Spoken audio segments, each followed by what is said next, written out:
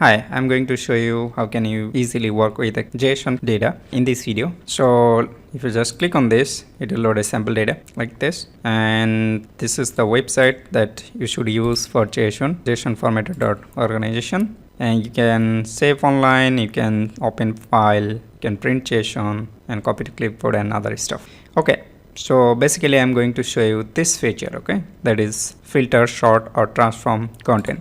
And if you look at this, it's saying enter a gems path query to filter, sort or transform the JSON. So basically main focus is on the gems path. So I'm going to just show you the tree view first. So if you look at this, the tree view, we have employees, we have an employee array which has a 3 item, and basically what we want to say that we want to only get the first name, okay, or maybe we can just want to see the photo URL. And how can we achieve this in gems path?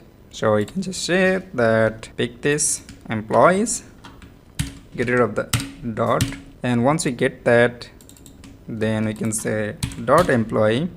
This will give me a preview that we have that array right now.